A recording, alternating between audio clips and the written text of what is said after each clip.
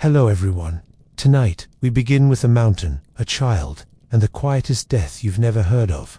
From coca leaves stuffed into the cheeks of drugged children before their final walk into the clouds. 2 golden figurines buried alongside llama blood at 20,000 feet above sea level. 2 corpses so perfectly frozen by the gods that you can still see the last thing they ate 500 years later. Take a moment to like the video and subscribe, but only if eerie history, sacred horror, and extremely well-dressed mummies are your thing. No pressure, just cosmic reciprocity. And let me know in the comments where you're tuning in from and what time it is. Midnight in Mexico City, foggy morning in the Alps, or hiding under your blanket in snow polo, questioning how many llamas is too many. Now, slow your breath, dim the lights, maybe pour something warm and bitter. Wrap yourself in a blanket that feels heavier than it should, and let's step slowly, reverently, into the thin air where the gods still listen. Let me tell you about the person you could have been. Not a casual mortal scrolling through weather apps or eating takeout at midnight. No, I mean someone born under a sharper sky. Someone whose breath fogged thin Andean air long before their name was whispered in temples. If you'd arrived in the time of the Inca, and if the gods had been in a particularly demanding mood, you might have been selected for something prestigious, not college, not a scholarship, something holier, colder, and considerably less survivable. It starts, of course, with your beauty, which is unfortunate, because in this world, being flawless doesn't make you an influencer, it makes you a prime candidate for state-sanctioned burial. The priests would have noticed your perfect teeth, your symmetrical cheeks, your unblemished skin, and quietly muttered, "Excellent, the gods will love that." Your parents, oh, they might have cried, but also nodded proudly, because getting picked for a capacoca ceremony wasn't just a sacrifice, it was an upgrade, a spiritual promotion, a chance to be useful to the empire in the most terminal way possible. And this wasn't random. The Inca state didn't just spin a wheel of unfortunate children and hope for the best. No, you were handpicked, sometimes after an eclipse, sometimes after a political shakeup, sometimes after a suspiciously long dry spell. Your death was about balance, or at least making sure someone paid the bill for the drought. The death of a king, or the occasional cosmic tantrum. You were chosen because you were clean, not spiritually, mind you, but physically. No broken bones, no scars, no weird moles shaped like llamas. You were the kind of kid sculptors would have loved. And the gods, well, they had standards. Now, you might be imagining protest, rebellion, a brave escape. That would be adorable. But no, you probably didn't even flinch. You were told this was an honor. You'd live with the Apis, the mountain spirits. You'd protect your people.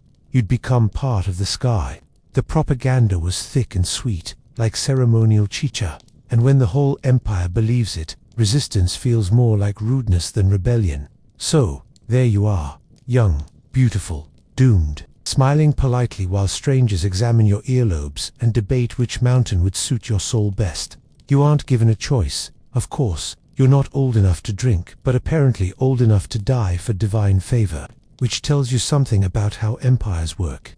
And as preparations begin, the fasting, the silence, the endless coca leaves, you're still breathing mountain air, still blinking at the sun, still trying to understand why everyone around you is both mourning and celebrating. You're not sick, you're not sinful, you're simply the perfect gift. And gifts don't speak, they get wrapped. Speaking of which, it's time to start preparing your body for delivery.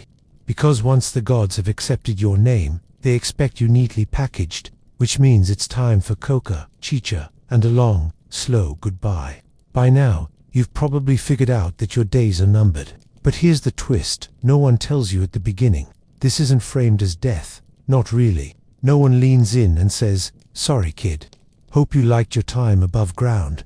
Instead, they say things like ascension, honor, joining the gods, and other soft perfumed words that sound suspiciously like spiritual marketing. You aren't dying, you're graduating. Into what, exactly, is less clear, but everyone's very enthusiastic about it. And so, your life becomes an elaborate farewell party with no cake, just coca leaves and fermented maize. Priests murmur prayers. Nobles bow when they pass you. Even strangers look at you like you've already left the room, because to them, you're halfway gone, a body in transition, a soul with one foot in the clouds. You start to notice things, the way people speak to you in past tense, the way no one corrects you anymore. You're beyond discipline. Even if you smashed a ceremonial pot, they'd probably sigh and say, yes, the gods move in mysterious ways. See, in the Andean worldview, sacrifice wasn't about punishment. It wasn't the wrath of an angry deity demanding blood because someone forgot to rotate the crops. It was about reciprocity. The gods gave the Inca land, rain, potatoes. The Inca gave the gods, you. It was cosmic accounting, and your body just happened to be the receipt. You were the physical embodiment of gratitude, packed neatly in wool and laid gently on the altar. And because the gods were believed to be living forces, the mountains, the sun, the storms, this wasn't a theoretical offering, it was a direct transaction. This is why no one came to save you, not because they didn't care, but because saving you would have meant offending the mountain. And you know how mountains get, all avalanche and no negotiation. Besides, your presence up there was meant to help. You were the Empire's spiritual insurance policy. A protective talisman buried with breath still in your lungs. You weren't being erased, you were being preserved, like a human prayer folded into the earth and tucked into a snowdrift for safekeeping. And in a way, you believed it too. They made sure of that.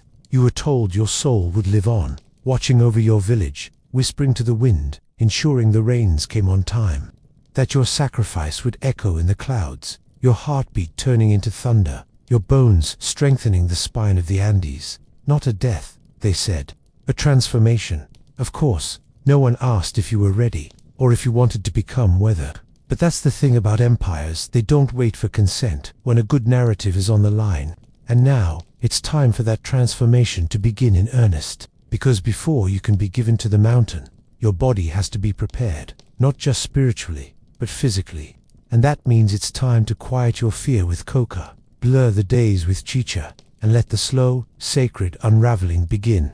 There are many ways to be undone, but this one is slow, polite, and soaked in ritual. You're not gagged, you're not chained, you're being prepared, gently, thoroughly, almost lovingly. As if everyone around you is tucking you in for a nap you're not expected to wake from. It begins with coca.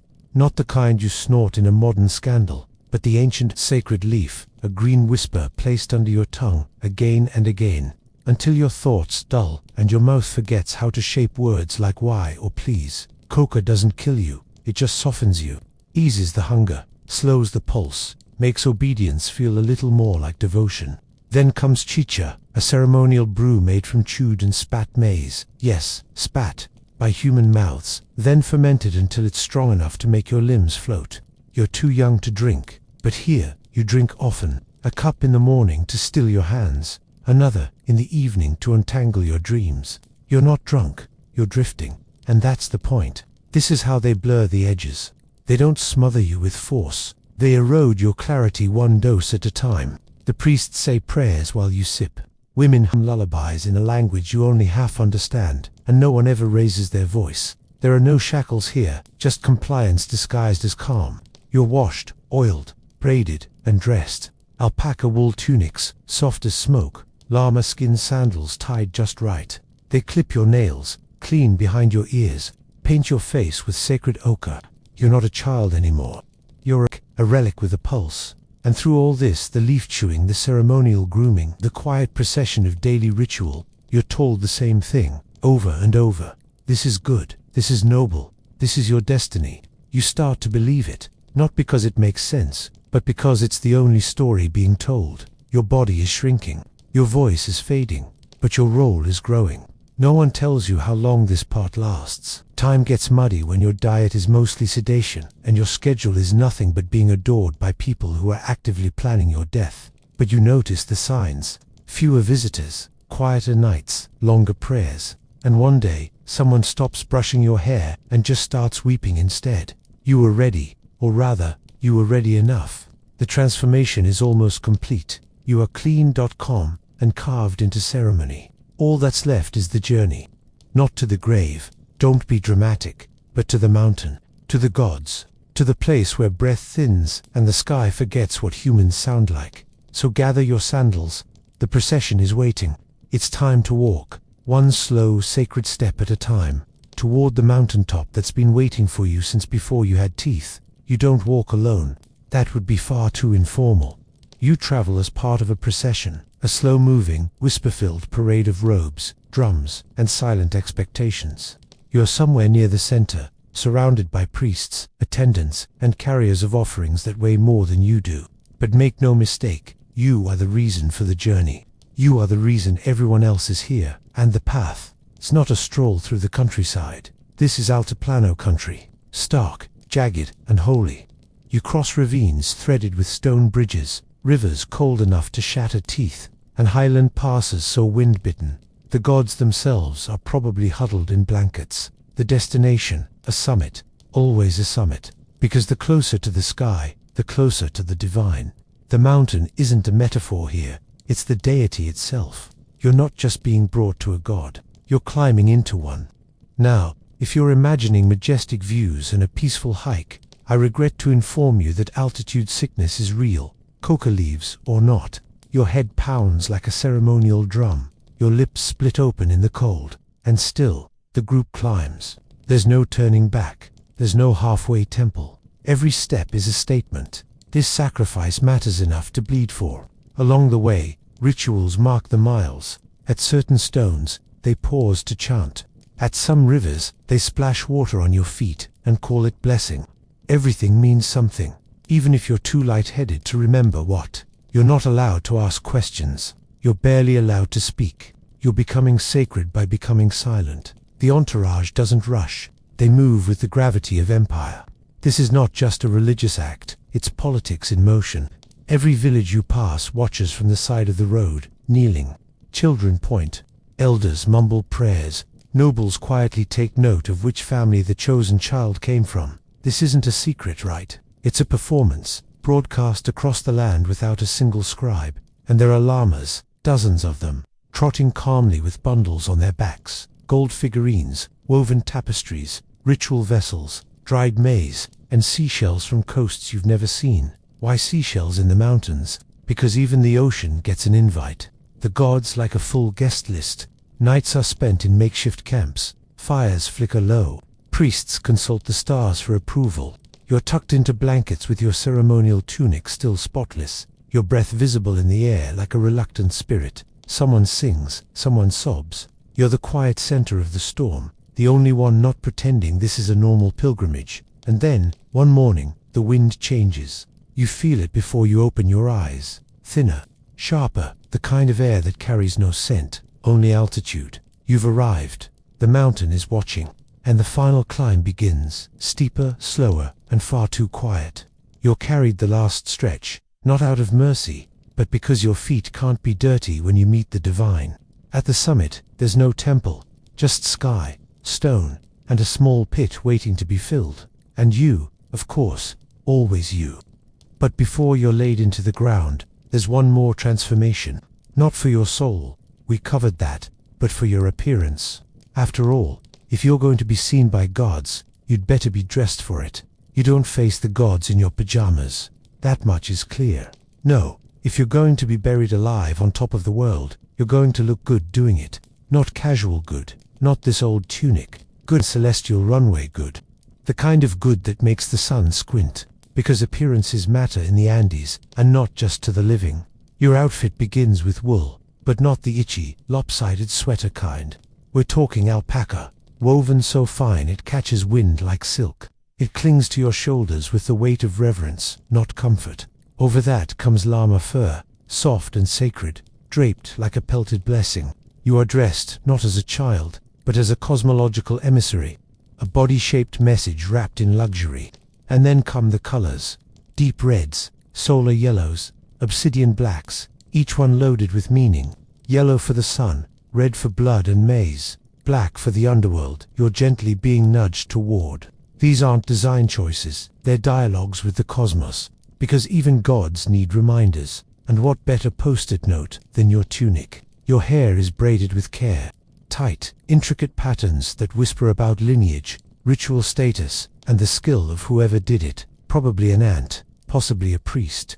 On your head, a headdress of feathers. Blue from jungle birds, white from highland falcons. maybe even green from a parrot that screamed the whole journey. You carry no crown, but your scalp radiates intention. Jewelry, of course.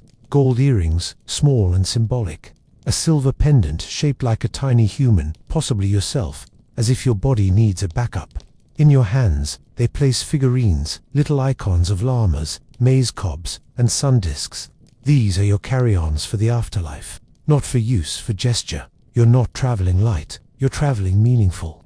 There's also the bags. You don't see them, but they're there, buried beside you, filled with offerings, textiles, beads, perhaps a small carved pot still smelling faintly of chicha. Some even included food, because the gods, apparently, appreciate snacks. Others carry coca bundles, dried herbs, spondylus shells from the Pacific, hauled hundreds of kilometers just to decorate your grave like sacred confetti. And all of it, every thread, every braid, every twitching feather, is there for one reason: to prove that this wasn't a death of necessity. It was a gift, a deliberate, beautiful, costly gift, the kind you don't return. You are, by every measure, dazzling, but don't mistake this for indulgence. This is branding. You're now a walking, blinking, ceremonial object, dressed to impress the sun itself. If a storm brews tomorrow, the priests need to know it wasn't because your sash was crooked. So you're dressed, you're quiet, you're slightly sedated. You look like a wax figure of cosmic obedience, and it's time. Time to lie down in the cold earth, surrounded by treasures, by feathers, by faith. But you're not going alone. The gods require a little blood to sweeten the deal. Excellent. Let's talk blood, gifts, and transactional divinity. See, your death pardon. Your transition was never meant to be a solo act. You weren't the only thing on the gods' wish list. You were the centerpiece, yes, but every good offering needs a supporting cast. And in the Andes, that cast included blood. Preferably warm, preferably Jama, because the gods, it turns out, were particular. A sacred child, dressed in gold. Lovely, but toss in a freshly sacrificed llama. And now we're talking. Not just any llama, mind you. This one had to be white, pure white. No speckles, no sass. The kind of creature that looked like it had never sinned, never spat on a priest, never wandered too close to the maze. Once selected, it was cleaned, blessed, and led gently to the site. And then, rather unceremoniously, its throat was cut. The blood was collected, sometimes in vessels made of gold, and poured into the earth. Why? Because blood, in Andean belief, was a medium, a kind of spiritual Wi-Fi, connecting the physical world to the divine inbox. Your burial pit, meanwhile, wasn't just a hole in the ground. It was a portal, a cosmic mailbox. And the offerings placed inside with you weren't there for comfort. They were statements, miniature golden humans, stylized jammers, tiny silver bowls, seashells from the coast despite being 4,000 meters above sea level, and textiles that took months to weave. Some were status symbols, others were literal bribes, because even sacred mountains, apparently, liked shiny things. And then there was the food: dried maize, quinoa, bits of dried meat, all carefully arranged beside your cross-legged body like a picnic for the afterlife. Not because anyone expected you to get hungry, but because hospitality matters, even in death. You don't show up to the god's doorstep empty-handed. That's just bad manners. Everything placed around you carried meaning and weight. Symbolic, political, spiritual. Those figurines might represent your community. That shell, maybe it came from the empire's edge, proof that your death served not just the village, but the whole of Tawantinsuyu. This wasn't just about piety. This was statecraft, disguised as devotion. And you were the empire's most eloquent statement. Of course, the priests knew what they were doing. The more elaborate the offering, the more convincing the message. We care. We remember. Please send rain. Because let's be honest, no one goes through all this trouble unless they're expecting results. Sacrificing a child is risky PR. You had better deliver divine ROI. And as the final offerings are placed, the pit is blessed one last time. The llama blood soaks into the soil. The food is arranged. The icons gleam faintly in the morning light. You are seated carefully among them, still dressed, still silent, your face perhaps tilted toward the sun. Not dead yet, but no longer among the living either. A still point in a very loud ritual. But it's not over. The real ritual, the most chilling part, comes next. Because, unlike a typical funeral, you're not just buried, you're buried alive. And the gods, well, they like it cold. Let me tell you the most unsettling part of this whole arrangement. No one kills you. Not directly, anyway. That would be messy, inelegant, mortal, and you're sacred now, too divine for a knife, too precious for a proper execution. Your death needs to match your status, quiet, dignified, and nearly invisible. So, they let the mountain do the job. You're not strangled, you're not stabbed, you're not tossed off a cliff. You're placed, with astonishing care, seated cross-legged inside a shallow pit carved into the frozen shoulder of a volcano. Maybe Loloco, maybe Ampato, high enough that even the gods would need a scarf. They position you like you're meditating, hands on your lap, head bowed, the way an ancestor might sit in a shrine. Except you're not an ancestor yet. You're still breathing. The cold is what does it. Not some mystical frostbite from the spirit world, just good old-fashioned, high-altitude, hypothermia. It's brutal, slow, and stunningly efficient. You fall asleep shivering, and don't wake up. Your heart slows. Your limbs grow still. Your lungs give up long before your skin even stiffens. No screaming, no blood, just stillness. And that's the point. The priests didn't want panic. They wanted preservation.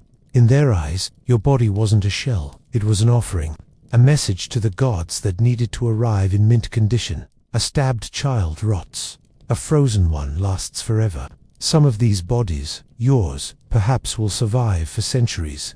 Mummified naturally by the cold, their skin still soft, their hair intact, their internal organs tucked neatly in place. You can still see the coca leaves in their cheeks, blood in their hearts, even fingerprints. It's eerie, beautiful, horrifying, but most of all, intentional.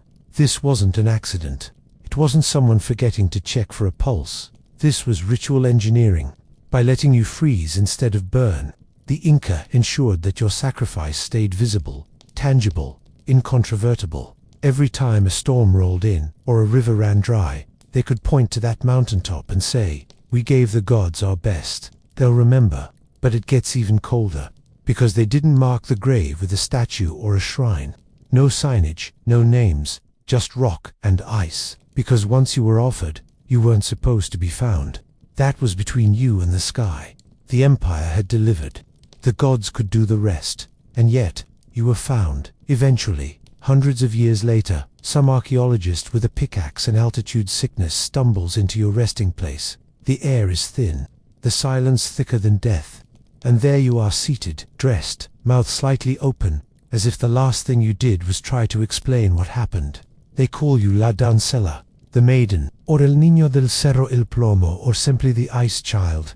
They take photos, they run tests, they put your body behind glass and dim the lights, as if the gods still might be watching. But back then, when the pit was filled, when the last stone was laid across your lap, when the mountain accepted its newest voice, no one thought you'd be a museum exhibit. They thought you'd become weather, spirit, protection, and your final position, facing east, where the sun rises. Because even in death, you had a job. Watch the horizon. And if the dawn didn't come, they'd know the gods were displeased. You weren't just buried anywhere. This wasn't a convenience pit dug behind the village compost. No, your grave was calculated, oriented, and argued over by men in feathers and wool who spent years studying the sky and the soil. Because placement mattered. Placement was everything. First, your posture, not a detail left to chance. You were seated, knees pulled to chest, arms folded or resting, spine curved like a fetus, because death, in Inca cosmology, was a return. You weren't ending. You were looping back, re-entering the earth like a seed, like the beginning of something else, something useful. And your gaze, that was political. You were placed facing east, toward Inti, the sun god, the empire's golden patriarch. Because when you opened your eyes in the afterlife, assuming you weren't too annoyed to look, the first thing you were meant to see was the light that supposedly justified this entire arrangement. You weren't just a corpse. You were a sun watcher, a divine intern with eternal duties. Now zoom out, look at where they put you. Not in a forest, not beside your mother, not under the village square, but at the top of a mountain, not near the gods, inside one. Because, in the Andean world, mountains weren't scenery, they were living beings, massive, moody, sacred ancestors who breathed stone and held grudges. They had names, personalities, favorite foods. If one was angry, you got drought. If one was pleased, you got rain. And if one was confused, landslide, obviously. So your body was delivered to a waka, a sacred place, usually a ridge or summit, associated with local myth, lunar alignment, or that time lightning struck a cactus just so. They didn't bury you in the mountain. They buried you for the mountain, like plugging in an offering, hoping it would light up the sky. They picked the exact coordinates, using a combination of astronomy, intuition, and possibly gossip. If the mountain faced a river, perfect. If it lined up with a royal road, even better. If it was visible from 3 neighboring villages and had a dramatic name like Jaguar's Back, Chef's Kiss. And once the spot was chosen, they didn't just dig and drop. The grave was built, carefully, sometimes with carved stone, other times with nothing but compacted earth and prayer. The burial chamber was lined with grass or woven cloth, the opening sealed with slabs, not to hide you, to preserve you. No tombstone, no nameplate, no flowers, because this wasn't about you, it was about function. Your death was an engine, your body, a lever, and your soul, that was a diplomat sent to negotiate celestial weather patterns, and you were never meant to be disturbed. Your silence was part of the spell. If someone came poking around the summit centuries later, that wasn't archaeology, that was cosmic trespassing. But we're getting ahead of ourselves. You're still up there, facing east, breath gone, but posture perfect, surrounded by artifacts, llama blood, and the absolute conviction that this meant something. And below you, the empire breathes a little easier. The crops seem greener, the storms hold off, for now. Because your burial wasn't just sacred, it was strategic, and it had to be timed just right. You weren't just buried anywhere. This wasn't a convenience pit dug behind the village compost. No, your grave was calculated, oriented, and argued over by men in feathers and wool who spent years studying the sky and the soil. Because placement mattered. Placement was everything. First, your posture, not a detail left to chance. You were seated, knees pulled to chest, arms folded or resting, spine curved like a fetus, because death, in Inca cosmology, was a return. You weren't ending. You were looping back, re-entering the earth like a seed, like the beginning of something else, something useful. And your gaze, that was political. You were placed facing east, toward Inti, the sun god, the empire's golden patriarch. Because when you opened your eyes in the afterlife, assuming you weren't too annoyed to look, the first thing you were meant to see was the light that supposedly justified this entire arrangement. You weren't just a corpse, you were a sun watcher, a divine intern with eternal duties. Now zoom out. Look at where they put you. Not in a forest, not beside your mother, not under the village square, but at the top of a mountain, not near the gods, inside one. Because in the Andean world, mountains weren't scenery, they were living beings, massive, moody, sacred ancestors who breathed stone and held grudges. They had names, personalities, favorite foods. If one was angry, you got drought. If one was pleased, you got rain. And if one was confused, landslide, obviously. So your body was delivered to a waka, a sacred place, usually a ridge or summit associated with local myth, lunar alignment, or that time lightning struck a cactus just so. They didn't bury you in the mountain, they buried you for the mountain, like plugging in an offering, hoping it would light up the sky. They picked the exact coordinates, using a combination of astronomy, intuition, and possibly gossip. If the mountain faced a river, perfect. If it lined up with a royal road, even better. If it was visible from 3 neighboring villages and had a dramatic name like Jaguar's Back, Chef's Kiss. And once the spot was chosen, they didn't just dig and drop. The grave was built, carefully, sometimes with carved stone, other times with nothing but compacted earth and prayer.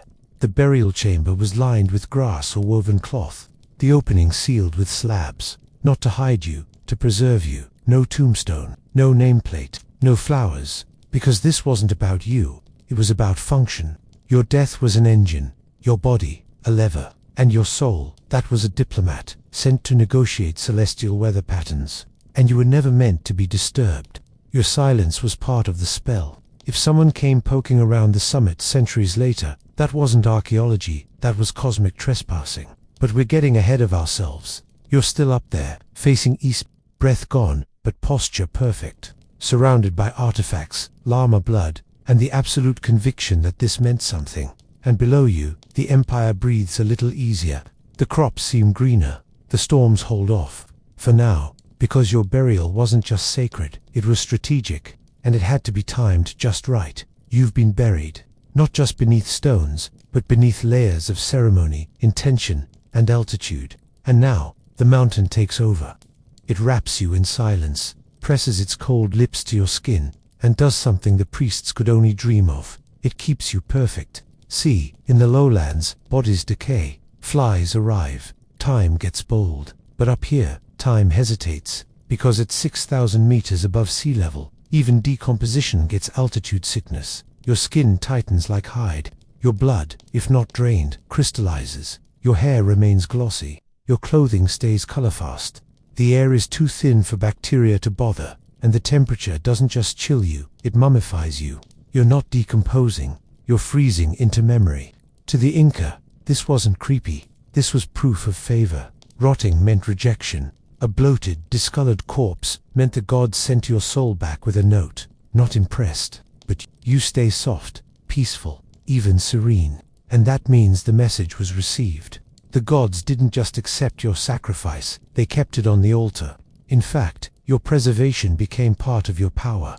Generations later, people would still remember your name, or at least your mountain.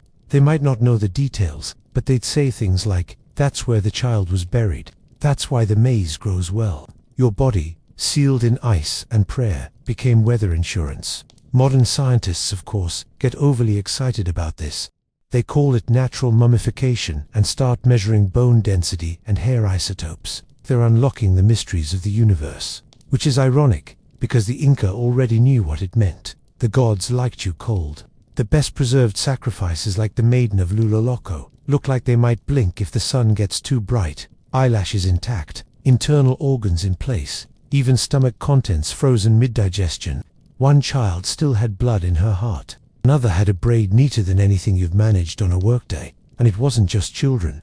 Sometimes small animals were buried too. Parrots, guinea pigs, tiny figurines, each one a component in the larger spell. But your body was the headline, the sacred headline, a still living image of sacrifice, caught mid-breath and held there on purpose. And yet this eternal stillness wasn't meant for museum lighting and whispered tour guides. It was meant for the mountain, for the wind, for the gods to gaze upon as they passed. But then came archaeologists and ice picks, and the sound of footfalls on summits that weren't meant to be climbed by anyone not carrying a sacred child. Because the mountain preserved you not just out of piety, but to protect the deal. You were part of a covenant, a sealed agreement between sky and soil. Disturbing you wasn't just academic, it was tampering with the weather. And now that you're frozen, still, and sacred, you stay where you are, waiting, watching, never blinking.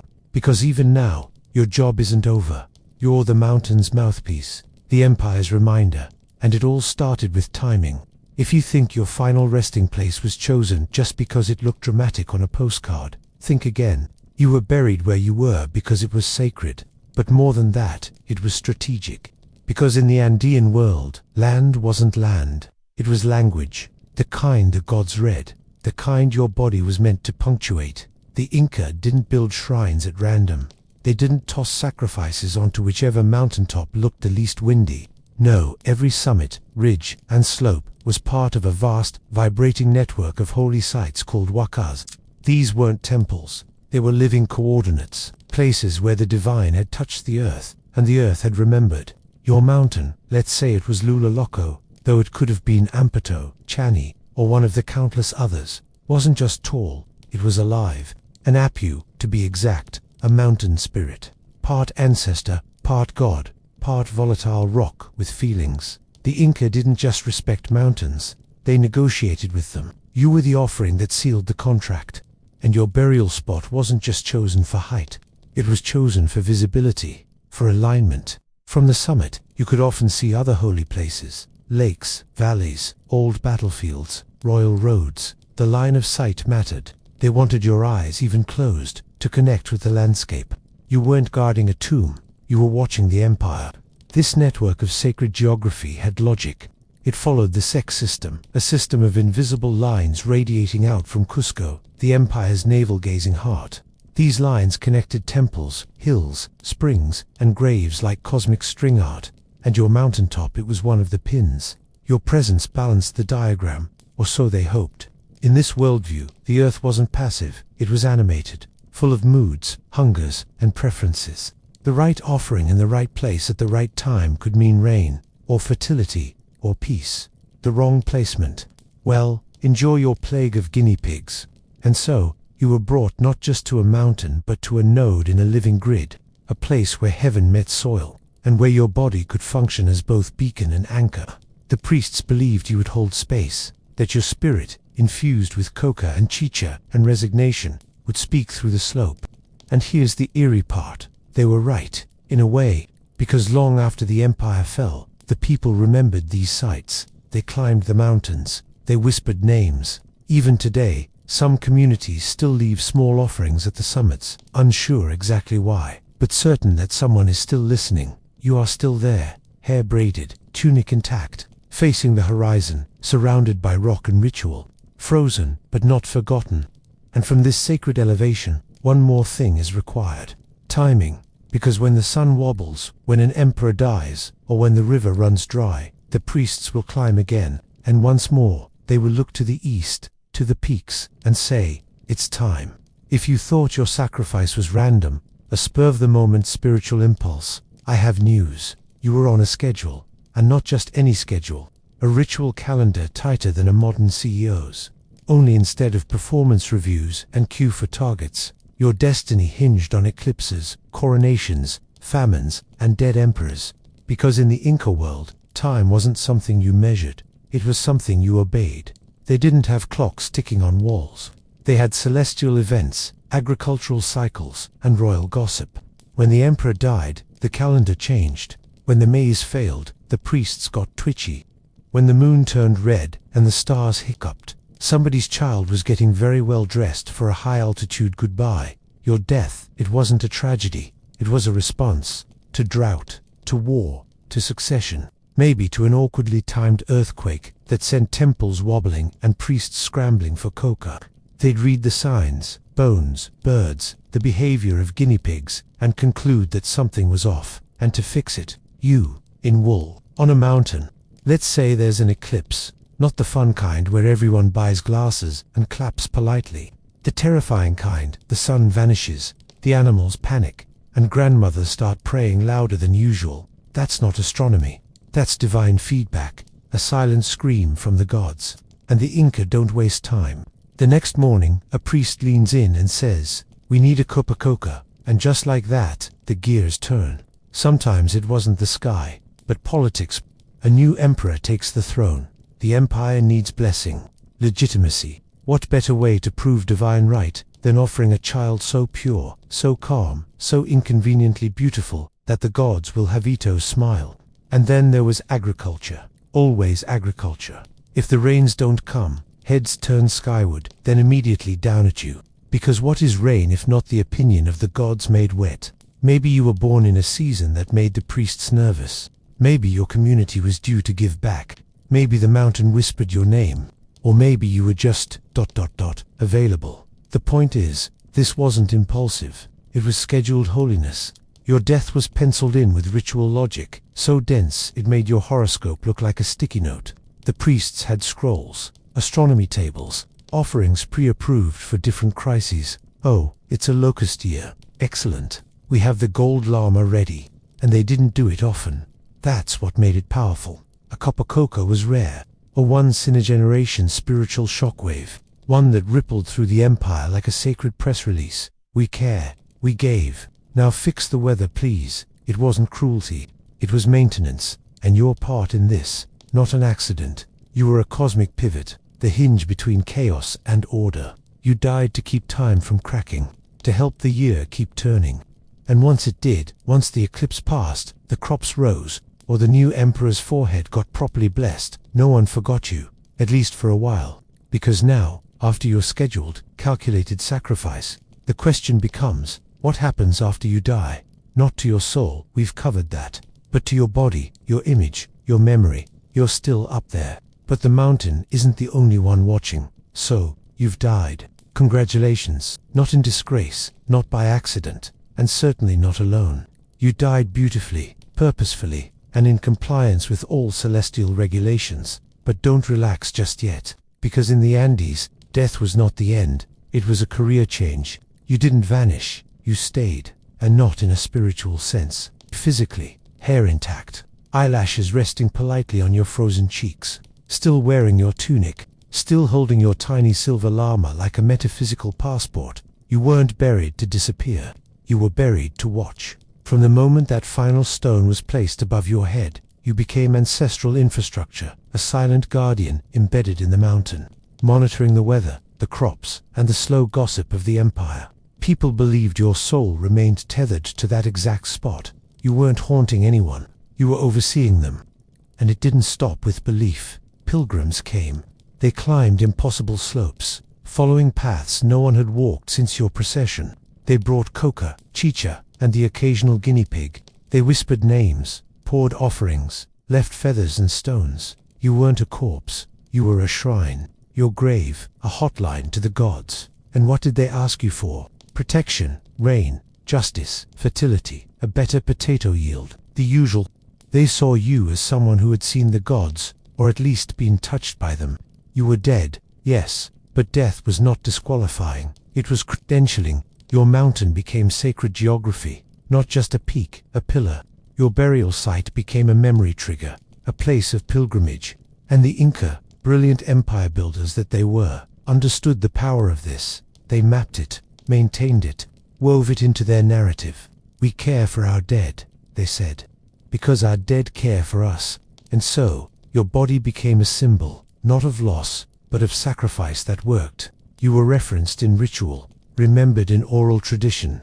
Your burial was retold at seasonal festivals, where people danced and drank beneath banners that probably didn't feature your name, but definitely echoed your function.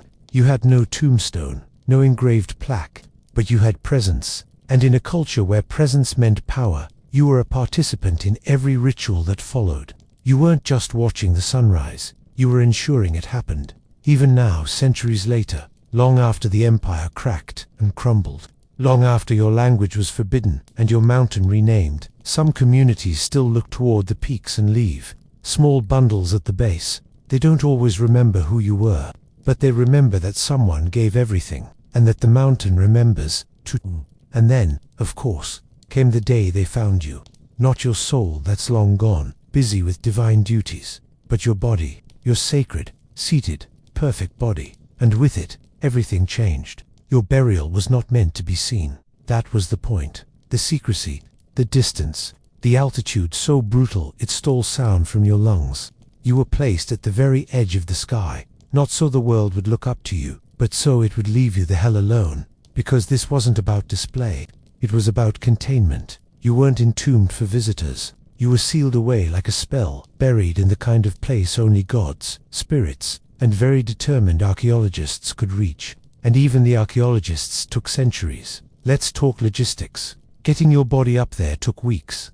Men hauled you, barefoot and breathless, over glaciers and gravel, holding on to ropes, prayers, and the vague hope that the gods were watching.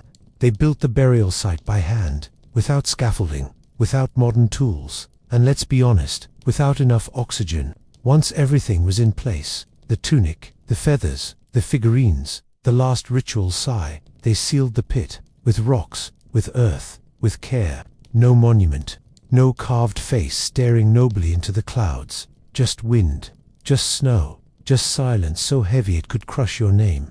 And yet, you weren't forgotten. The mountain remembered. The people below remembered. The empire mapped your location in sacred memory, even if they never climbed it again. Children were told that peak holds someone special.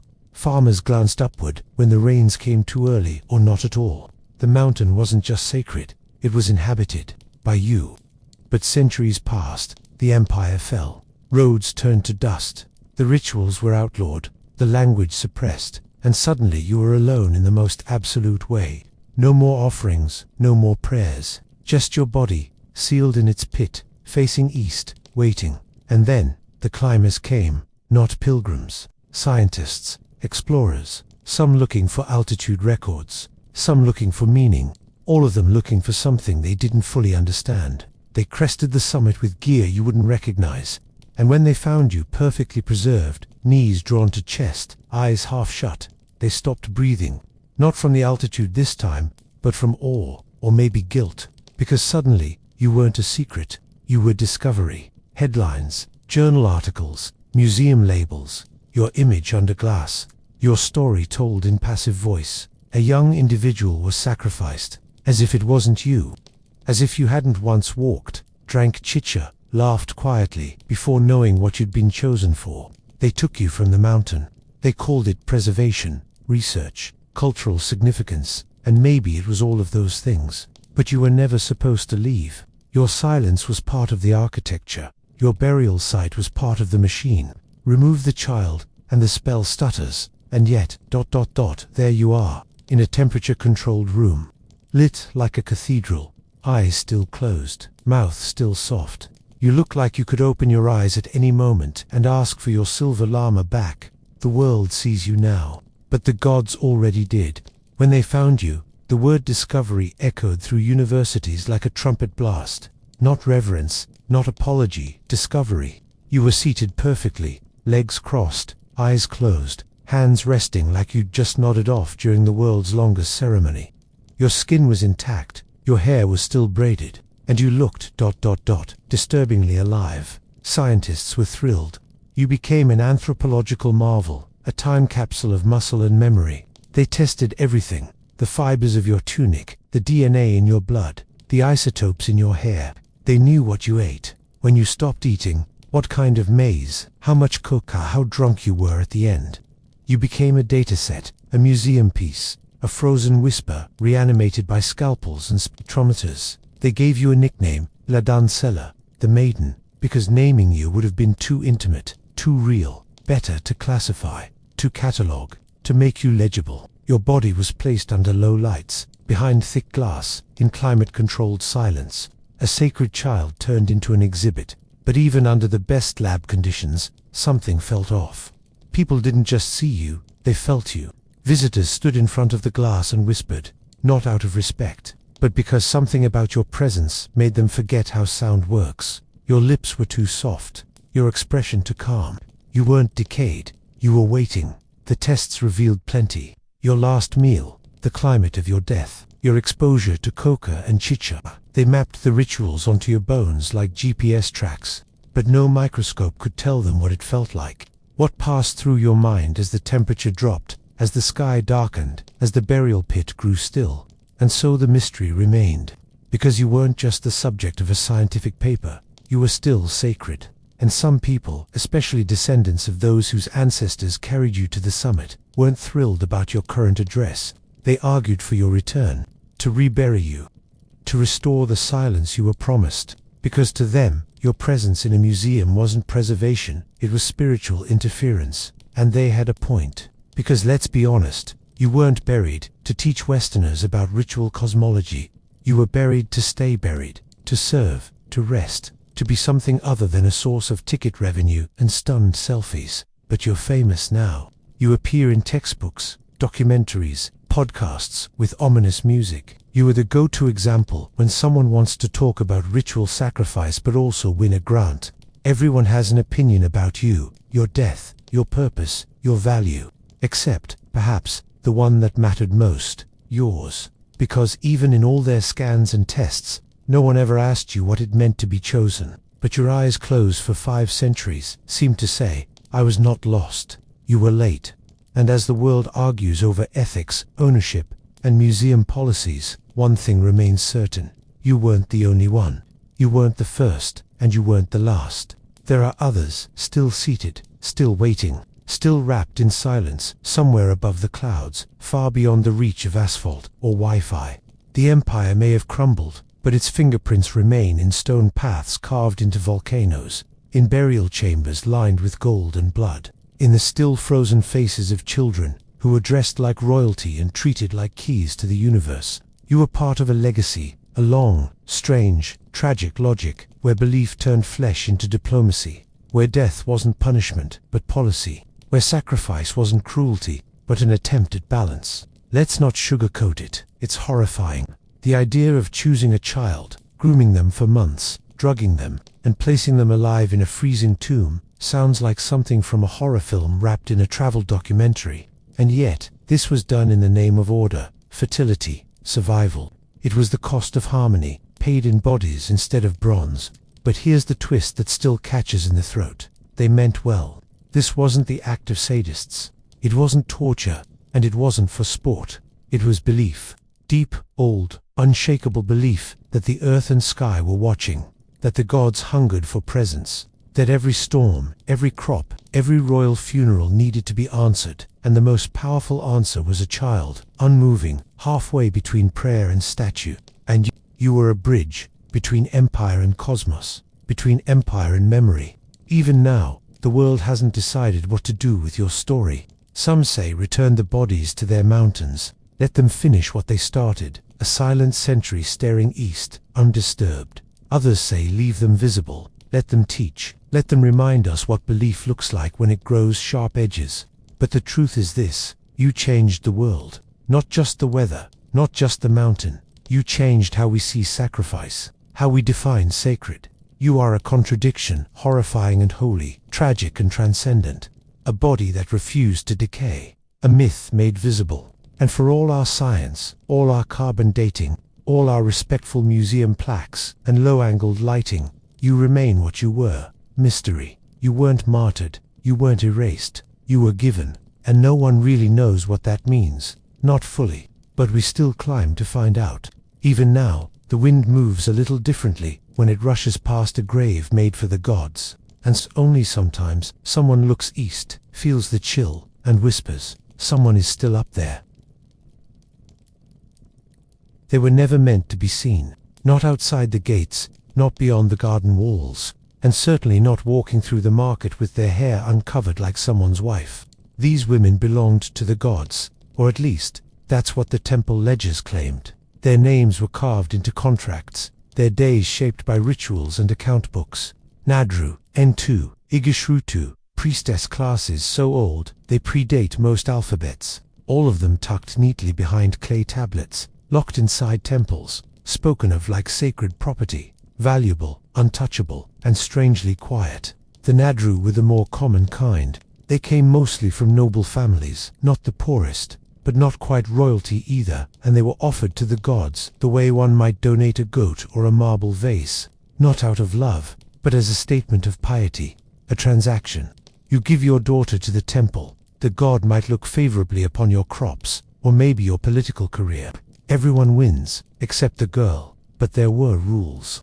Nadru weren't allowed to marry, couldn't bear children, couldn't leave the cloister. Instead, they wrote, they prayed. They copied contracts and managed temple land with the precision of a bureaucrat who's never been kissed. They were trained in literacy, one of the few female castes who could write cuneiform fluently, and this, perhaps, was their real power, not the incense or the hymns, but the numbers, the scribal records that kept palaces running and grain accounted for, the clay-spined skeleton of civilization itself. Above them stood the Intu, rarer, more ceremonial.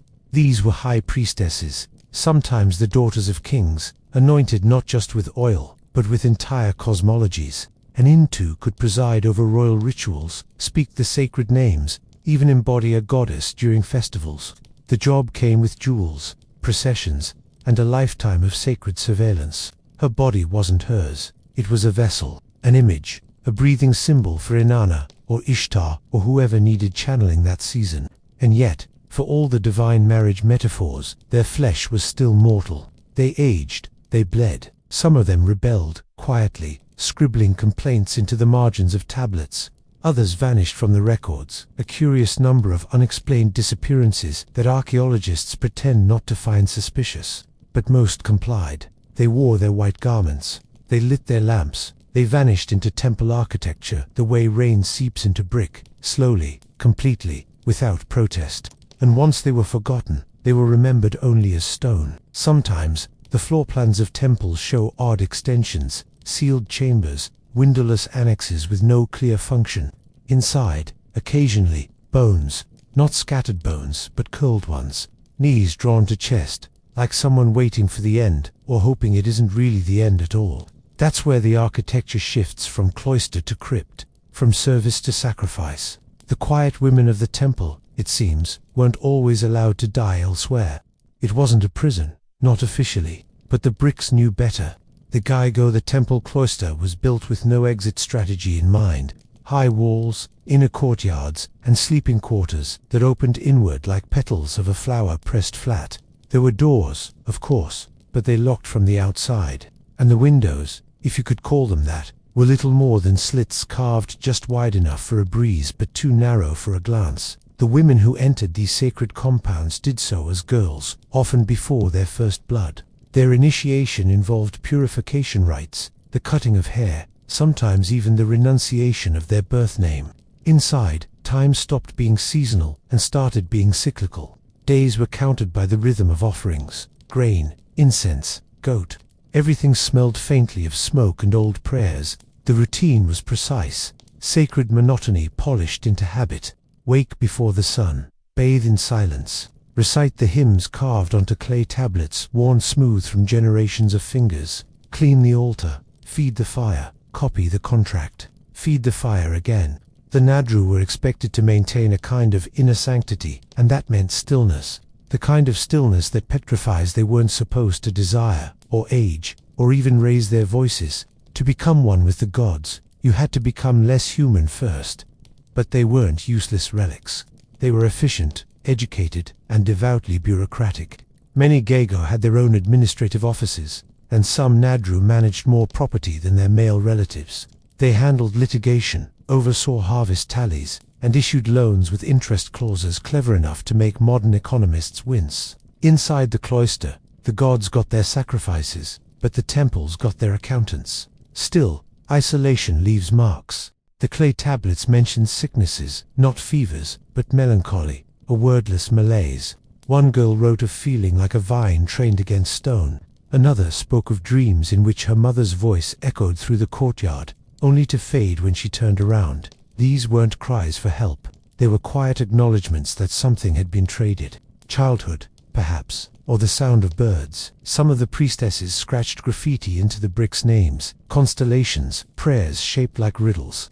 They weren't supposed to leave any personal trace, and yet they did, hidden in corners too dusty for inspection. Their rebellion wasn't escape, but inscription. And what happens when the walls that held you also become your grave? Because in some temples, the cloister had no final ceremony, no procession, just a stone lid and a sudden silence. Some Nadru were sealed inside, still wrapped in their ritual shawls, surrounded by bowls, necklaces, and whatever counted as consolation. The temple, it seems, had one last rite to offer. If the gods won't take them in life, they'll take them in death, brick by brick, breath by breath. The ceremony looked like a wedding, but no one smiled. There were garlands, yes, perfumed oil, chants that droned in circles until they made the air feel thick. But there was no groom, just a statue. And there was no consummation, only absence, ritualized. To marry a god was to disappear politely. The Nadru and Intu didn't walk down aisles. They were led, their feet washed, their heads veiled, their fertility symbolically revoked, in exchange for something far less negotiable, permanence. Because once the ritual was done, that was it. The girl was no longer a daughter, a potential mother, or even a woman in the ordinary sense. She became an offering with a pulse. These divine marriages weren't metaphors. The god received her body as a vessel not to touch, but to inhabit. That meant no earthly spouse, no childbirth, no family lineage. The womb was locked, not by oath, but by ideology. Barren women were seen not as broken, but as devoted. Their empty bellies a kind of altar. The irony. Many of these women were placed in the Gaigo precisely because their families wanted to secure prosperity, not from the girl's marriage to a mortal man, but from her sacrifice to the divine. The hope was that the gods, appeased by a daughter's surrender, might return the favor in livestock or long reigns. That was the logic. Give up one fertile body so the rest may thrive. Cosmic barter, but there were side effects. Occasionally, one of these women broke the rules. A Nadru caught with child was a theological crisis. Her body had been leased to a god, and now she was harboring unauthorized life. Some were expelled. Others, it said, were buried alive within the cloister walls. The sacred could not be tainted. Better to erase the transgression physically, spatially, than explain it. And those who remained did their part. They composed hymns to gods they could never touch, tended altars they'd never leave.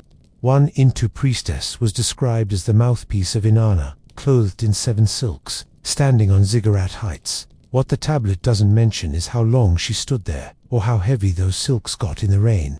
The gods, after all, weren't gentle husbands. They didn't offer comfort or conversation. They demanded presence, the kind of presence that consumes. To be their bride was to be lit from within and then slowly extinguished, ceremonially, beautifully, and without fuss. And when it ended, when the veil fell for the last time, sometimes there was no burial, no mourning, just a chamber beneath the shrine and a bowl of offerings left to rot beside the body. The wedding feast never ends. It just quiets down. They may have been cloistered, but they weren't idle. And if they weren't seen in public, their names certainly were etched into ledgers, land deeds, and temple balance sheets with a kind of quiet authority that didn't need to shout. In ancient Mesopotamia, devotion came with dividends. The Nadru weren't just chanting in candlelight. They were managing temple estates that spanned miles. They issued loans, rented farmland, oversaw tenants, and recorded transactions in flawless cuneiform. Some owned slaves, some employed scribes. A few were scribes themselves, a rare thing in a world where literacy was a gatekeeper, and women were rarely handed keys. Their status was liminal, part sacred, part administrative. Think less, none, more notary, with a spiritual twist. Inside the temple walls, they wielded economic power that rivaled many men of the upper class. Outside those walls, they were ghosts. The Gygo itself functioned like a bureaucratic engine. The temple needed money, grain, labor, and the women made sure it flowed. Their records weren't poetic. They were sharp, transactional, and brutally clear. To minas of silver lent at 20% interest, repayment due in barley by the spring festival. No room for dithering. The gods had expenses. Some families saw this as a clever investment. Better to place a daughter in the temple than marry her off for a dowry. Once installed, she could generate income, preserve family status, and lend a spiritual halo to the family name. A divine accountant in the family meant you were favored by the heavens and unlikely to miss rent. But make no mistake, power didn't mean freedom. The women couldn't leave, couldn't have children, and often couldn't choose what they did with their profits. Much of it was funneled back into the temple, a closed circuit of sanctified commerce. They were stewards, not owners. Living ledgers, if you will. There's something chilling in that efficiency. A woman manages thousands of liters of grain, balances accounts with the precision of a modern banker, and when she dies, she's folded neatly into the architecture that never acknowledged her name. No statue, no eulogy. Just another brick in the ziggurat spine. And sometimes not even a tomb in the traditional sense, just a hollow behind the altar. Her final ledger still tucked beneath her head, as if she might wake at any moment to audit the afterlife. The first time archaeologists cracked open the royal tombs of yore, they expected treasure. They found it: gold daggers, lapis inlays, lyres with bull-headed septboards. But what made them pause wasn't the jewelry. It was the arrangement of bodies. Dozens of women, perfectly placed, not piled or discarded, but arrayed like offerings, arms folded, jewels intact, mouths shut. Some with cups near their lips, others with instruments still clutched in hand. None buried in haste. No signs of violence, just silence, composed. At first, theories abounded: poison, voluntary sacrifice, temple wine laced with sleep. But the calmness of it all, the order, is what unsettled. Because if they had been killed, they had also been dressed, decorated, lowered into death like bridal gifts, which, in a way, they were. It wasn't just a royal quirk. In Mesopotamia, the dead didn't walk into the afterlife alone. They required staff, an entourage, not for comfort, but for cosmic continuity. The king's authority, after all, couldn't be permitted to end at the tomb's threshold. It had to cross over with him through musicians, cupbearers, and temple attendants who were expected to serve beyond service. And the women, often priestesses, or temple servants, or wives in name only. Many had lived in cloisters, sworn to God's bodies, never touched by men. But the logic of death changed the rules. In the underworld, purity no longer mattered. Proximity did. Their purpose was to anchor the divine hierarchy into the soil. Some tombs included sleeping chambers carved adjacent to the burial shaft, almost like waiting rooms. In a few cases, multiple women were found with signs of slow suffocation, a collapsed airway here, a scratch on a brick there. They weren't all drugged into stillness. Some were sealed in alive, and this wasn't negligence, it was theology. To accompany a ruler into death was seen as honorable, sacred, the highest form of loyalty, the kind that doesn't flinch when the stones roll shut. Inscriptions describe them as chosen, favored, beloved by the gods. Euphemisms etched in limestone. What they don't describe is the moment the air runs out, and it didn't happen only in royal tombs. Some temples had designated burial chambers for priestesses who had served beyond measure, a phrase that appears in hymns and on clay markers. No hint of rebellion, no sign of grief, just the implication that death was part of the job description. And so a girl might spend 40 years in quiet service lighting lamps, calculating barley, reciting Inanna's descent, only to be sealed in the floor beneath the sanctuary she swept daily. Her final task, to hold the threshold. In Mesopotamia, the gods weren't fed with faith. They were fed with order, daily, rhythmically, and often with blood, not always in rivers. Mesopotamian sacrifice had its subtleties, but always in purpose. Every act of killing, every ritual burial, was less about cruelty and more about calibration, like tightening the strings on a lyre so the song of the cosmos wouldn't fall flat. When someone died at the altar or beneath it, it wasn't considered death in the usual sense. It was maintenance, a tune-up for the universe, especially when that someone was a temple servant, already hollowed of personal ambition and soaked in ritual correctness, a life already shaped into the proper container. All that remained was to seal the lid. The me, the divine laws, the cosmic decrees, demanded it. These weren't just rules, they were the bones of reality. And if those laws said that the temple required a certain purity, a certain blood, a certain body to complete the circuit, then so be it. Resistance wasn't impiety, it was error, and errors brought flood or famine. In some cases, the burial of a priestess wasn't a reaction to death, but a response to imbalance. Omens misread, crops gone pale, a solar eclipse at the wrong season.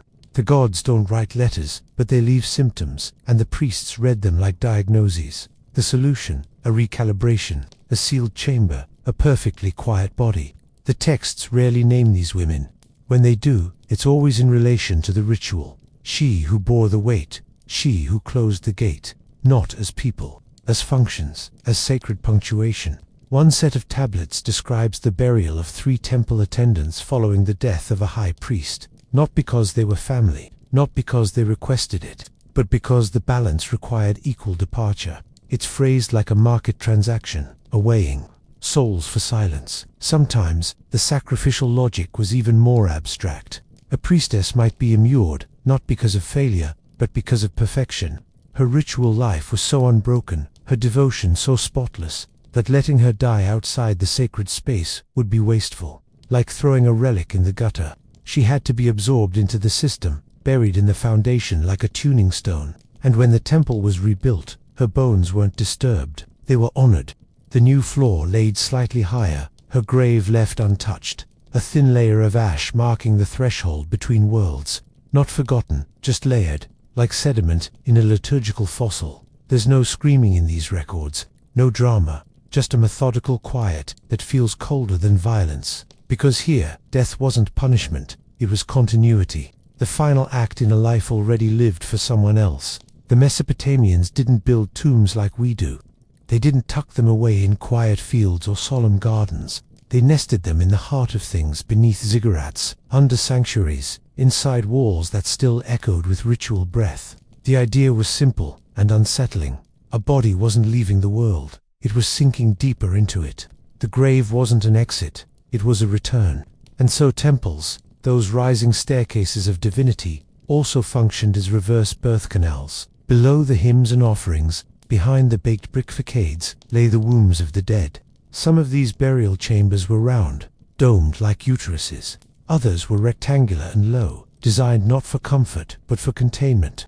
And yet, the symbolism held. To die beneath the temple, especially as a servant of the divine, was to re-enter the sacred source. The earth didn't just swallow, it gestated. This wasn't metaphorical architecture. It was encoded into the design. In the temples of Nippur and Uruk, we find spiral ramps, descending corridors, trapdoors tucked beneath altars. Archaeologists call them storage spaces, but a few are just a little too symmetrical, just a little too sealed. The myth of Inanna descending into the underworld wasn't just a bedtime story. It was a blueprint. Descent was a form of access. To go downward was to approach something primal, not rot, but renewal. Inanna returns, after all, bruised, transformed, but alive, and those who died in her service were expected to follow her, metaphorically or otherwise. There's one burial in particular, a woman interred beneath a shrine to Ninhursag, goddess of fertility and birth. She lies in a fetal position, wrapped in fine wool, surrounded by tokens of both life and death. A birthing figurine, a blade, a cup of dried honey. No name on the walls, just a set of painted symbols, spiral, star, crescent. Not an epitaph, a recipe. The Tumaz womb logic reshaped grief. It turned it into hope, or at least into structure. Death wasn't departure. It was transition from breath to stone, from servant to foundation. Some of the entombed were buried with seeds or cuttings, as if the temple believed that something might sprout from the silence. And sometimes it did. New priestesses were often initiated in the same space where the bones of their predecessors rested. They were told the stories, shown the marks on the wall, handed the tools. The body of one became the body of all. Sacred continuity wrapped in flesh and linen. And when the temple cracked, or the city fell, the tombs remained, not empty, just paused. The dead didn't stay quiet in Mesopotamia. They weren't malicious, necessarily, just insistent. They wanted food, drink, remembrance, not poems or prayers, but provisions, bowls of beer, jars of dates, the occasional slice of roast goat. And if they didn't get them, well, then the haunting began. These weren't Hollywood specters. They were Etimu shadow souls, pale and persistent, formed when the dead were improperly buried or neglected. Not demons, just hungry. And temple servants, especially those buried beneath sanctuaries, had more reason than most to linger. They'd given everything, their bodies, their breath, their names, to maintain divine order. The least the living could do was leave out a plate. The offerings were timed, monthly, often, accompanied by ritual chants and small libations. Sometimes a family member came, sometimes another priestess. In larger temples, the role was bureaucratized. Ghost care became part of the rota, a ledger entry. 4 bowls of beer for the entombed, 1 oil lamp, 3 loaves of barley bread. The items changed. The logic didn't, because proximity to the divine didn't always mean peace. In fact, it often meant the opposite. The closer a servant had been to the gods in life, the more dangerous she became in death. Her soul carried residue of ritual knowledge, of divine attention. Let her go untended, and you weren't just inviting loneliness, you were disturbing the cosmic neighborhood. There are tablets that read like complaint logs. She appears in dreams. He cannot sleep in her presence. The door creaks, though sealed. One priest writes of an itching of the scalp that began after he neglected to renew a burial bowl. Another describes a coughing fit that ceased only after a second offering was made, doubled in portion. It sounds absurd, until you consider the cultural logic. Neglect the contract, pay the interest, and there's no escape clause.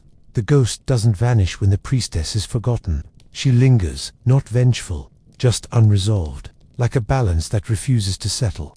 And since most of these women died beneath the very temples they once cleaned, their nearness was constant, a holy haunting. Some priests took precautions. Protective amulets were worn round the neck, inscribed with words like stillness, boundary, or return. Not to block the dead, just to remind them. This is no longer your hour. This is the living's shift. But the line was thin, always. One moment you're pouring oil on the altar. The next you're staring too long at the cracks between the bricks, wondering if something's moving behind them. And in some cases, it was almost always women. When temples needed a body to sanctify a space, when tombs needed an attendant for the journey beyond, when the ritual required presence rather than performance, it was the female form that was chosen, not for weakness, not for punishment, for something stranger, symbolic precision. The female body, in Mesopotamian thought, wasn't just a vessel, it was a threshold. It bled without dying. It carried life in silence. It turned absence into form. which made it perfect for ritual work that straddled worlds. A living offering, after all, needed to represent the crossing between breath and stone, light and shadow. And who better than someone whose biology already echoed that movement? There's also something to be said about control. A man buried alive is a martyr, a threat. A woman is a symbol, smooth, silent, folded into architecture without protest. Her sacrifice becomes aesthetic, even beautiful. And in the context of the temple, beauty mattered. Not sensual beauty, but compositional, like the placement of a column, the symmetry of a fresco. The priestess wasn't just buried, she was positioned. The logic was reinforced by myth. Goddesses like Inanna, Ereshkigal, and Ninhursag governed cycles of death, descent, and creation. Their stories shaped the template for human imitation. To die well, to die correctly, was to echo those divine dramas. And women, it was believed, could do that more authentically. Not because they were lesser, but because they were closer to the fabric of those cycles. Yet proximity didn't mean power. It meant availability. Women were always available for marriage, for service, for burial. Their bodies belonged first to fathers, then to gods, then to soil. And if they were trained well, they didn't resist. They recited the final chant, stepped into the chamber, and curled into position as if sleep was sacred. One tablet records a priestess who, on the eve of her entombment, was bathed in cedar oil, dressed in white linen, and given a mirror, not to admire herself, to confirm one last time that she was still whole. Ritual required integrity. A cracked vessel spoils the offering, so she smiled, or didn't, we don't know. But her hands were folded precisely, her eyes closed, and the brick was placed. It's easy to imagine that someone wept, but the text makes no mention, only that the walls were sealed, and silence was maintained for 3 days, as is proper. They surface like questions, not with trumpets or prophecy, but with brushes and gloved hands. In the dust of collapsed temples, beneath looted ziggurats, folded beneath layers of brick that were never meant to be disturbed, the bones begin to speak. At Nippa, at Mari, the patterns repeat. Small, enclosed chambers, sealed deliberately, multiple bodies inside, almost always women, almost always arranged, some laid flat, some curled, a few seated upright, backs against the wall, hands in their laps like they were waiting for something that never came. Archaeologists call them subsidiary burials. It's a term that sounds so tidy, so clinical, but what it means, really, is that someone was buried to make someone else's death complete. In the Royal Cemetery of York, a British archaeologist named Leonard Woolley made the phrase famous. In the 1920s, he uncovered what he dubbed death pits, sunken courtyards where dozens of attendants lay beside their royal mistress, not looted, not hurried, everything in order. Bodies, dressed in fine clothes, harps and lyres near their fingertips, silver pins still clutching cloaks at the shoulder. He theorized poison, a ceremonial drink, consumed willingly. Some evidence supports it. Cups near the mouths, no signs of struggle. Others disagree. Later studies found crushed rib cages, fractured skulls, collapsed lung spaces, suggesting suffocation. One attendant had her arm twisted beneath her, not peaceful at all. And then there's the architecture. In some temples, under layers of reconstruction, archaeologists found remains sealed into the foundations beneath altars, under stairwells, behind plastered walls, not just buried, integrated, as if the building itself demanded bone to hold its shape. Today, the ethics are uneasy.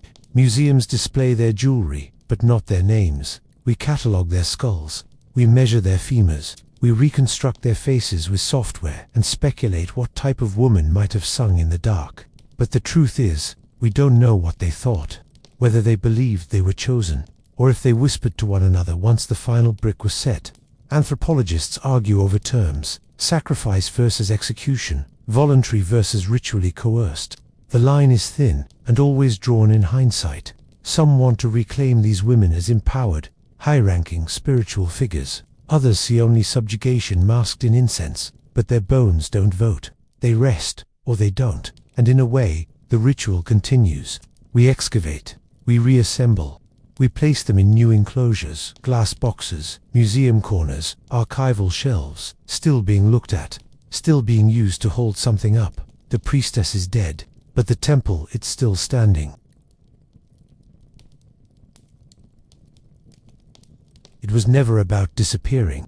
It was about being seen by the only witness that mattered. Not crowds, not kings, not even the village priest who shook his head and scribbled half-hearted Sanskrit blessings while secretly eyeing the door. No, the real judge was below, soft, silent, unmoved by flattery. The earth, for some Hindu saints, the ultimate gesture of spiritual control, wasn't walking on water or surviving snake venom. It was lying down in a hole and letting the dirt take you, not as punishment, but as proof. Not to escape the world, but to demonstrate that the world held no grip. They called it Bhimi Samdhi, a kind of conscious entombment where the body was stilled, the breath suspended, and the ego will ideally dissolved like salt in warm rain. There was an understanding in ancient India that the soil had memory. It held the footfalls of gods and the ashes of kings, and when a yogi asked to be buried in it, they weren't making a point. They were making a confession. I've gone as far as I can go up here. If I can survive beneath, then perhaps, I'm not just pretending to be free. It wasn't always peaceful. Some chose pits lined with brick and incense. Others simply lay under thatched huts, while followers wept and prayed, and argued over how long was too long before digging them up. 10 days, 40. Once, someone forgot entirely, but the point wasn't to die. The point was to sit so still the worms got bored. And if the body could rest without decay, if the saint could emerge days later with a half-smile and mud in their eyelashes, well then they weren't just holy. They were beyond hunger, beyond heat, beyond the slow, damp crush of the underworld pressing in like a second skin. To survive burial was to declare war on biology and win. But of course, no war is ever truly won by just holding your breath, which is why the next step in this quiet battle was to stop breathing altogether. Not in death, but in deliberate withdrawal. A trick the saints claimed to master not through luck, but through centuries-old techniques rooted in the spine, the lungs, and the hidden reservoirs of wind inside the body. They called it Kevala Kumbhaka, breath retention without effort, though nothing about it was effortless. The body wanted air the way fire wants wood, insatiably, irrationally. But saints who went underground had to unlearn that hunger, not reduce it, not trick it, erase it. This wasn't some parlor trick in a saffron robe. Mastery over PRA life force breath, the cosmic whisper behind all movement, was the bedrock of yogic authority. Not just because it looked impressive though. To be fair, breath holding while buried alive did tend to draw a crowd, but because it marked the body as irrelevant. And the body, according to tradition, was the loudest liar in the room. The training started early. Controlled the breath, and you controlled the mind. Controlled the mind, and you untied the knots that bound the self to illusion. It was a physics of detachment. Muscles stilled. Metabolism slowed. The heart, in some cases, reduced to a faint murmur detectable only by the stubbornest British doctor with a stopwatch and a grudge. There's a tale about Herodas, a saint buried near Jodhpur for 40 straight days. They sealed the pit with stone. Guards stood vigil. And when they pulled him up over a month later, there he was, lean, dazed, pale as candle wax, but alive, breathing again, like someone who had simply paused the body and now pressed play. To the Western world, this bordered on the scandalous. Breath, after all, was supposed to be non-negotiable. And yet here were men, occasionally women, who seemed to treat oxygen like a mild suggestion. Saints who taught their lungs to mimic still water, who curled their awareness inward and whispered to their own selves, "Not now, we wait." But the breath was just the beginning. Beneath it, something stranger stirred. Not just control over inhaling and exhaling, but control over decay. Because what happened during those days underground wasn't just the suppression of movement. Sometimes the flesh didn't rot, the nails didn't grow, the belly didn't bloat. Time, it seemed, forgot to tick. And when time forgets you, you're either dead or something older than death. Which leads, of course, to the next puzzle no one could quite solve. How did saints buried without air, food, or sunlight avoid becoming corpses? How did they emerge unspoiled, unmoved, and in some cases smiling? That's where philosophy gets nervous and ritual steps in. Because dying wasn't the goal. Not yet. The goal was to flirt with death, to touch it like a lover's wrist and pull back before it kissed you. A line that wasn't always easy to walk, especially when the ritual blurred the line between ascetic performance and theological paradox. The difference was razor-thin and made of intention. One descended to escape the self, the other to erase it. In a culture where every act held karmic weight, going underground wasn't considered suicide, it was samdhi, the yogic absorption into the absolute, but only if you meant it the right way. Intent, after all, is everything in Dharma. A man who throws himself into a river to drown is condemned. A man who walks into that same river to dissolve his ego, revered. Both die. Only one becomes a saint. Still, even in the forgiving eyes of the devout Bhimi Samdi, came with complications. Hindu law traditionally condemned willful death, especially for householders, the ones still bound to the social script. But saints weren't householders. They were scriptless renouncers. They had already left behind wives, sons, hair, possessions, names. Some had stopped speaking. Some had stopped blinking. So when one of them announced, calmly, that he would now enter the earth to complete his spiritual journey, there wasn't outrage. There was curiosity, perhaps envy. The logic was seductive. If the body is a garment, then burial is a form of undressing. And saints, especially those who'd burned their desires to ash, didn't fear nudity. They feared rebirth, returning again to this messy, thirsty plane, with all its hungers and heat. So better to bury the body while still awake, and, if possible, sneak past the cycle altogether. Yet, not everyone was convinced. There were voices, often loud ones in clerical robes, that called it madness, a spectacle, a shortcut, even a spiritual fraud. But try telling that to the man who hasn't breathed in 30 days, whose pulse sits somewhere between death and myth, and who smiles up from the dirt like he's just woken from a very long, very satisfying nap. The irony was that some saints didn't go under to die. They went to prove they were already dead. Not physically, but metaphysically. No ego, no desire, no attachment to breath, to applause, to the pain of the body. A corpse, but sentient. A paradox in saffron. And if they failed, if the earth closed and didn't open again, then perhaps they weren't ready. Perhaps they miscalculated. Or perhaps the earth knew something they didn't. Which brings us, inevitably, to one of the most outrageous figures in this tradition. A man so unbothered by burial that he turned it into a recurring event. A kind of spiritual performance art, centuries before anyone thought to use that phrase. The public called him mad. Scholars called him mythical. His followers, they called him divine. He didn't seem to mind either way. He was too busy dissolving into the dirt and climbing out again. Trailanga Swami, the man who treated entombment like tea time. He wore nothing but his skin, and even that, according to legend, he barely acknowledged. Trailanga Swami walked the ghats of Varanasi with the calm of a man who knew something the rest of the world had forgotten, something buried, perhaps, beneath the river mud and incense smoke. He was large, silent, scandalously naked, and by all accounts, impossible to kill. In the 19th century, the British found him unsettling, not because he threatened them politically, but because he refused to follow any known law of state, or of nature.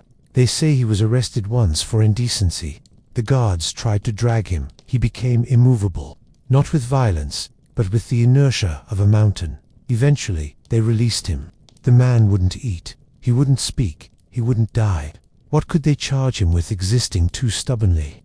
But the story that made him immortal wasn't told in courts or temples. It was whispered through alleyways and printed in yellowed pamphlets passed between trembling hands. Trailanga Swami, they said, had been buried alive. Not once, not twice, multiple times, and not by accident. He asked for it. Once, he reportedly lay underground for 40 days. No food, no water, no oxygen. Witnesses sealed the chamber with wax and stone. Some stayed nearby to pray. Others fled, unnerved by the possibility that they'd just participated in a slow murder.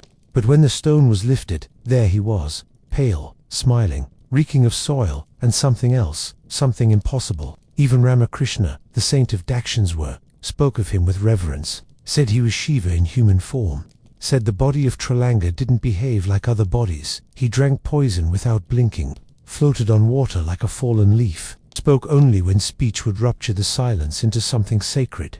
Of course, skeptics did what skeptics always do. They whispered about secret breathing tubes, about sleight of hand, about gullibility dressed up in robes and mantras. But that's the thing about saints. The miracle isn't in what they do, it's in what they undo. Hunger, pride, the need to explain. and Tralanga undid a lot, including, it seems, his own death. Some say he never died at all. Just sat down by the Ganges one day, smiled at the river, and stopped being visible. Others tried to imitate him. Most failed, because he didn't just control the breath, he belonged to the breathless. Which raises the uncomfortable question, was it really him in control, or had he handed the reins to something older, quieter, and infinitely more patient? That's the part no one could answer, not even Tralanga, not with words, anyway.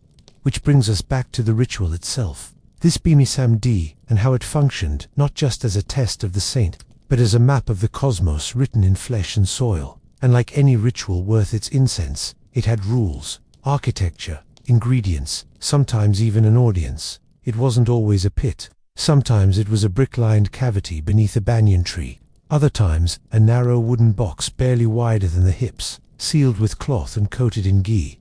In Kerala, they favored mud. In Bengal, they liked stone chambers hidden behind temple walls. The point wasn't aesthetics. The point was deep, airtight silence that pressed into the ears like a second heartbeat. Bhimi was improvised. It was ritual, measured to the breath. The saint didn't simply lie down and hope for the best.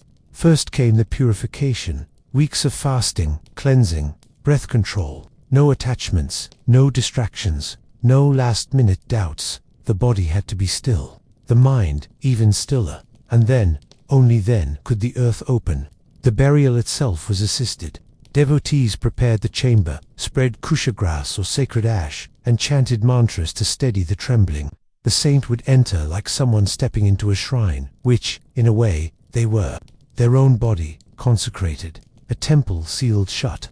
Sometimes the body was buried upright, like a seed. Other times, seated in Padmasana, spine straight, fingers locked in mudra, eyes closed, but not in sleep. Sleep was for the living, and above the chamber, always, some sort of marker, a stone slab, a cloth canopy, a line of turmeric smeared like a warning or a blessing. Animals were kept away. Children weren't allowed to watch. Not because it was dangerous, but because it was sacred. And sacred things, in India, are often a little terrifying. In Tantra, the burial took on another layer. It wasn't just ascetic performance, it was transformation.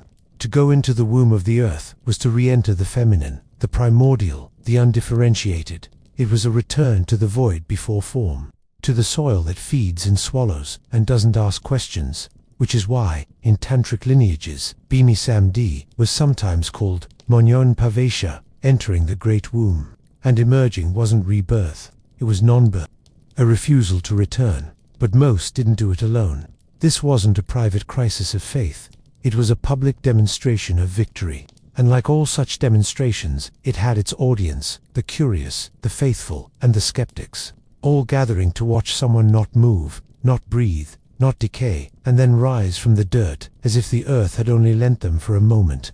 Which leads, of course, to the oddest part of all, the onlookers, the ones who didn't bury themselves but stood above, watching, calculating. Some cried, some prayed, some took notes, a few were sent by governments. Because if saints were climbing out of graves with clear eyes and no heartbeat, then someone had to verify it, and if possible, disprove it.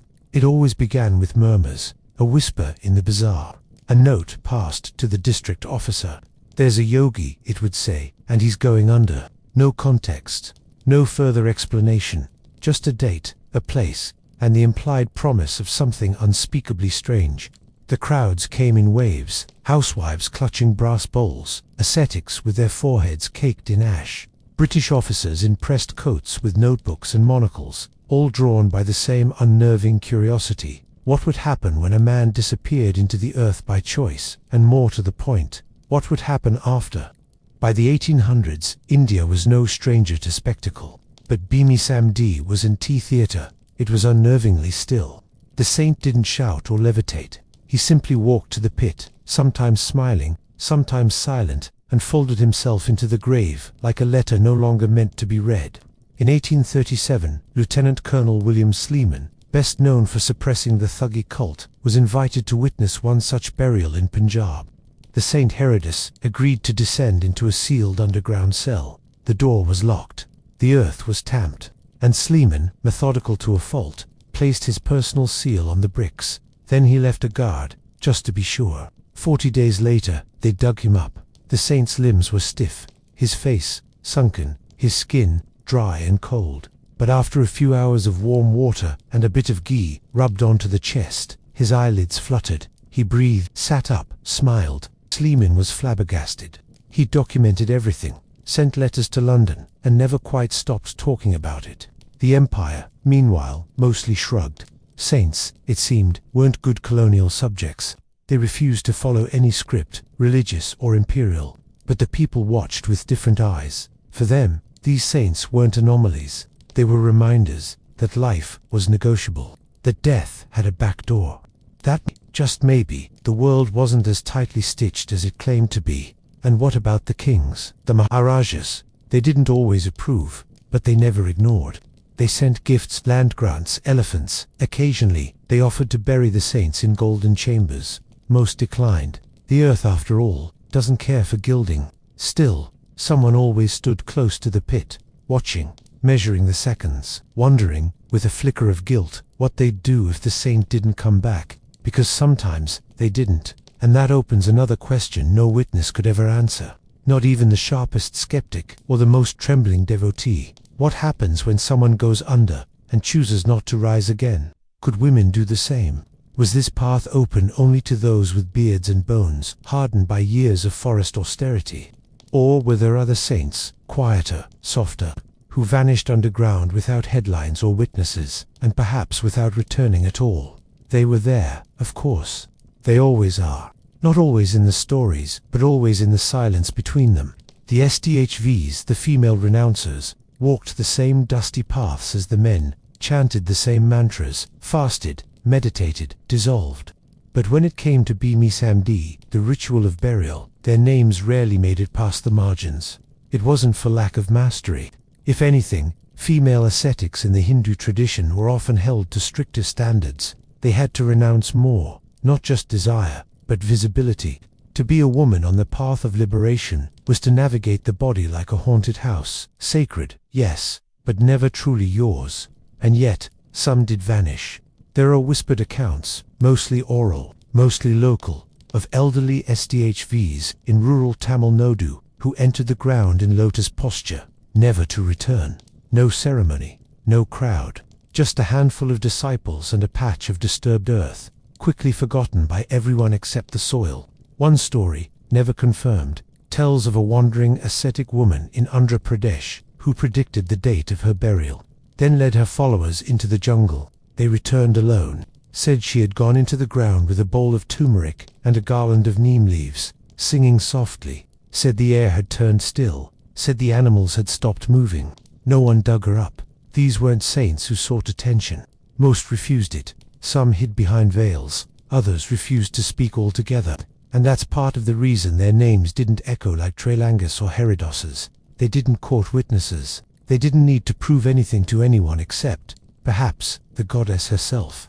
In some tantric circles, the female body wasn't just capable of liberation, it was the gateway to it. The yoni as cosmic portal, the womb as metaphor for the void. And what is burial, if not a return to the womb in the most literal, most unsettling sense? There were, in rare cases, Samdi temples, modest stone shrines, built atop the final resting place of a renouncer who had chosen to disappear into the earth, rather than die on it. A few are dedicated to women, their names barely legible, their stories often lost, but the shape of the burial remains unmistakable. The body seated, spine straight, facing east, as if waiting for a dawn that only the dead get to see. The question of gender wasn't just about access, it was about risk. A buried man was called a saint. A buried woman, especially without a patron or protection, risked being called mad, possessed, impure. Some were, but others, the quiet ones, the ones who left no bones behind, seemed to melt into the soil like sugar into warm milk. No trace, no rot, no error. Which brings us to a different kind of question, not historical, philosophical. If liberation is freedom from the cycle of death and birth, why prove it with the body? Why the need to go underground at all? Wasn't moksha supposed to be beyond flesh? And yet they did it, again and again. Men, women, saints unnamed. Which forces us to reckon with the most inconvenient truth of all. That liberation in India was sometimes measured not in metaphors, but in dirt. It's a contradiction that smells faintly of sandalwood and soil. To transcend the body, they used the body. To demonstrate detachment from the material, they orchestrated a spectacle entirely dependent on it. Saints, who had supposedly crushed the ego, still sat down and allowed others to build tombs around them. And all this to prove that they no longer cared if anyone believed them. Indian philosophy has always been comfortable with paradox. The neti-neti of the Upanishads, not that, offers liberation as something you find by subtraction. Strip away the mind, strip away desire, strip away breath, and if something remains, that's you. If nothing remains, that's also you. But what Tralanga, Swami, Haridas, and the nameless SDHVs did was different. They didn't just talk about detachment. They performed it publicly, physically, painfully, and in doing so, they gave rise to a new kind of tension, one where transcendence had to be watched to be validated. This, of course, irritated the philosophers. The Advaitins, champions of non-duality, would insist that Brahman needs no audience. Liberation isn't a pageant. If you're staging your freedom, are you still free? But the yogis had their own reply. If no one saw the lotus bloom, would it still be fragrant? Perhaps the real irony is that the act of entering the earth was not about proving anything to the world, but about proving something to the body itself, testing it, silencing it, overriding its screams for oxygen and motion and light, until it either surrendered or shut down. And what about the failure rate? That part was quietly ignored. For every saint who emerged blinking into sunlight, how many stayed silent under the soil? No miracles, no resurrection, just a corpse in lotus pose. Still, the ritual persisted, because in a world where words often outrun action, where mantras are muttered by lips that tremble with doubt, Bimisamdi was irreversible. You didn't fake burial. You either survived it, or you didn't. There was no posturing halfway beneath a tombstone, and maybe that's why it endured. Because even the most metaphysical traditions sometimes crave a physical punctuation mark, something solid, something wet and heavy and final. But the ritual didn't just endure, it echoed, across oceans, across mountains, into cultures with no Sanskrit, no Vedas, no Shiva to bow to. Other people, in other centuries, also turned to the ground, not for death, but for transformation. Anchorites sealed in stone cells, shamans buried to sharpen their visions, nomads who treated graves not as endings, but as thresholds. The earth, it seems, is an old habit, a teacher with no voice, a womb with no mercy, and every culture that places its mystics underground eventually learns the same lesson, that burial isn't silence, it's invitation. It wasn't just India. The idea that the earth could transform you, swallow you whole, and return you sacred creeps quietly through human history, like roots beneath a floor. You find it in the Arctic, where Ewenki shamans buried themselves under snowdrifts to simulate death and birth. In medieval Europe, where anchorites were bricked into cells so tight they couldn't lie down. Their living tombs are joining chapels like a parasite, sharing breath with a saint. In West Africa, initiation often meant burial, not symbolic, but physical. Boys lowered into pits, sometimes overnight, and left to feel the weight of soil, the panic of breathlessness, the claustrophobic murmur of ancestors just under the skin. They didn't always come back with visions, but they always came back changed. And among Amazonian shamans, the earth wasn't just matter, it was mind. To descend into a hole dug by your elders was to visit the underworld, not the realm of punishment, but of truth, where spirits live sideways, time loops like a river, and language becomes useless. Somewhere along the way, someone noticed that all these holes, these tombs, these meditation cells, shared something peculiar. They didn't always smell of death. Sometimes they smelled like damp rebirth, like wet stone and breath, held too long, like the body preparing to forget itself. Of course, the differences are just as telling. The Christian anchorite was entombed for life, never to walk again, often living decades with nothing but a prayer slot and a latrine pipe. The yogi, on the other hand, went under to return, not to flee the world, but to prove he had no need for it. Same dirt, different contract. Still, the through line is clear. When humans want to unmake themselves, they look down. Up is for gods, but down into holes, into caves, into the soft belly of the planet, is where mortals go to learn what they're not. And yet, Not everyone returns. Not every burial ends with resurrection. Some saints, whether by accident or design, stayed buried. Their bodies never recovered. Their names, if they had any, dissolved like bone in rain.